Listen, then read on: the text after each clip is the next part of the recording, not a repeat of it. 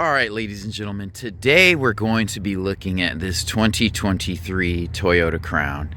And I'm going to be honest, I do not know much about this vehicle. And I have to say, it looks really, really good, especially in this color and this trim with those wheels. This to me seems like an ideal spec.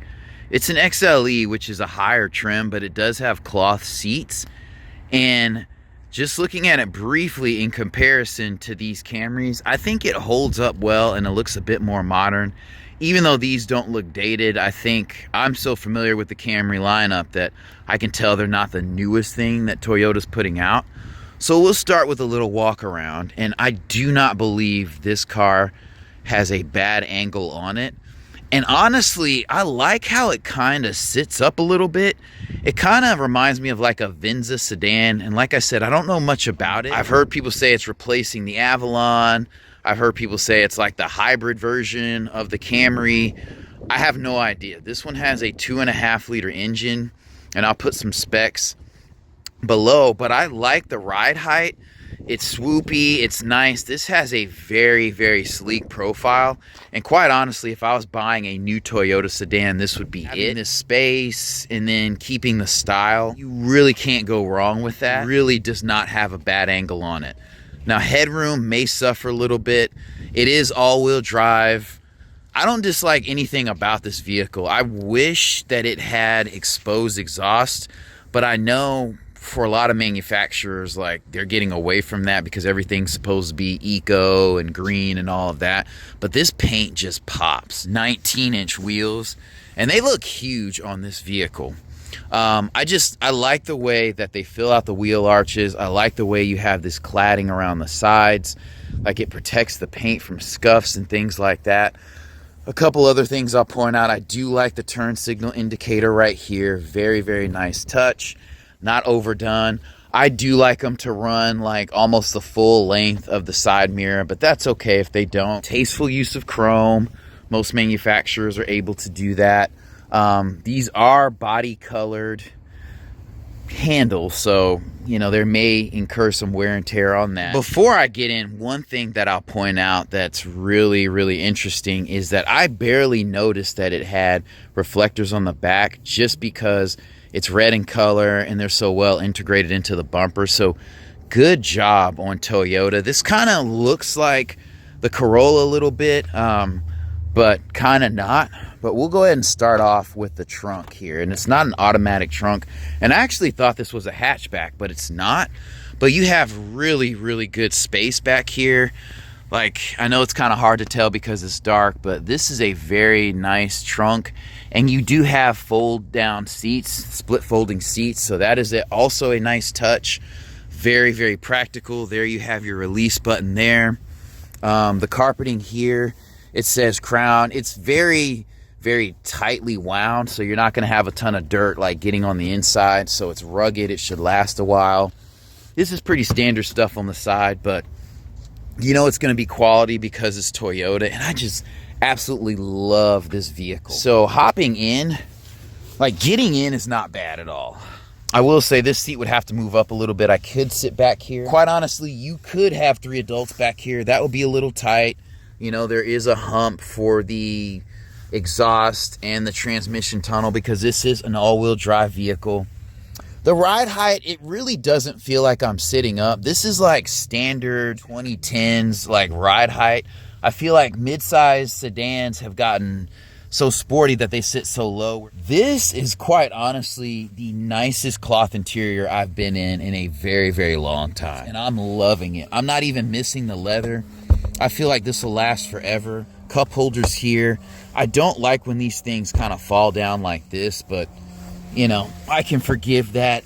Again, this is a very, very comfortable seating arrangement. You're kind of nestled in here. It doesn't have bolstering as much, but it is a very, very good blend. I can't remember the last time I sat in a cloth seat that was more comfortable than this. So kudos to Toyota. I'm liking the back of these seats. This is faux leather. It's going to last a while. You have your mat pocket here. USB-C charge ports here, which is nice. You have vents right here. The doors feel very solid. They open widely. You know, the seal, the belt line comes up pretty high in this vehicle. So that's a modern thing.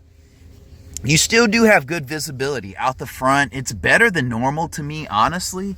And then looking back here, you know, it's not great, but that's what you have a backup camera for. You have LED lighting here. You have speak microphones for your Bluetooth. Like, you're not lacking anything. I love this black headliner. Very, very nice. Here's a look at the cockpit before we get in the front. All right, so stepping out, when you close the door, it feels very solid. It feels like a quality vehicle. It does not feel like a luxury car, I will say that. You know, it doesn't feel like an economy car, but it's pretty standard affair to me. This is hard touch, soft touch. This is nice. This is an automatic window because it has a 2-stage press, and you have a little light here so you can see it at night. Not a ton of lighting happening here, but again, this is not a luxury car. If you want luxury, get the Lexus ES. And this vehicle is not super expensive. This particular example has 18,000 miles, and it is under $35,000, which prices can vary depending upon the year you're seeing this and where you live. But this door opens widely. I think this is a great vehicle if you have mobility issues, or you feel like modern cars sit too low, or all the SUVs sit too high. Clearly you have electronic seat here. And let's check the other side and see if that passenger seat is electronic, because I know in a lot of vehicles they kind of skimp that way. So this one's electronic as well. You have kick plates here. It says Toyota Crown, and this is that tight knit carpet in here. But I love these seats. Absolutely love these seats. And you know, they kind of look like the seats that I've seen in a Bronco, but just way better cushioning and just, you know, a slightly better quality, and perfect for a sedan. I could sit in this car for a long, long time. So hopping in the front seat, I love the feel of this vehicle. Oh my gosh, these seats are so comfortable. And they're very well designed. You have your nice headrest here. You have additional bolstering up here in case you do some spirited driving. I would say it's about 60% comfort, 40% bolstering. You do have an electronic parking brake in here, which I love. You have a drive mode selector, traction control here, USB-C there. Very, very straightforward buttonry right here. Heated seats. You have rear defrost right here, and this is a button also. And I love the design of this infotainment system. Honestly, if I was going to buy a sedan just from walking around this vehicle, this would be it. You have a button for your headlights. I do not know what that does. That pops the trunk. That pops the fuel cap, which is very, like, practical things like this make a vehicle stand out. Radar cruise control, lane keep assist, Bluetooth controls, infotainment controls over here. They're on the actual steering wheel, which is another very, very pragmatic approach to designing a vehicle. Your headlight stock here, your windshield wiper stock there, and I love that everything is right here. So many manufacturers have a headlight stock, then you have 6 other controls over here, and it's like, for what? That's for the high beams. So maybe it has automatic high beams, but you can cut the DRLs off here, which I love that. Some people don't like those. I think they make cars look very, very visible in the day. I love this little stock here. I think all manufacturers should do this just to save. Everything's electronic now. Nothing is like cable driven anymore. So you might as well just make the stock small. With this small cubby area, they did very well with the cup holder placement. You can reach it easily. Popping this open, you do have traditional USB-C in here. Cigarette lighter area. You can put your wallet here. So that's very, very nice. I like that. Yeah, no complaints. Like, I feel nestled very, very well in here. You have a wireless charge situation right here. Nothing back here. That is a very small glove box, but quite honestly, with the proliferation of the smartphone, the need for a glove box has been just thrown to the wayside. I mean, your roadside assistance is through your phone, insurance is through your phone. Like, there's very little reason for glove boxes to be large anymore. Again, I love the infotainment. There's just great cohesion throughout this interior. You have an all digital display. It's contrasty. I can't cut this on, but you know, this screen is very, very well done. The bezels are kind of big right here, but they start here. In a car, I don't want the smallest bezels because that's usually not the most sturdy design. I love the dash, the design of the dash here. This is very grippy. This is like a rubbery situation. This is just a plastic hood right here, so I like that. Vent design is very, very nice. It doesn't even look like you can close the vents, but actually you can close them that way. Okay, cool. So this vehicle is a gas electric hybrid, and it has 236 horsepower and 163 pound-feet of torque.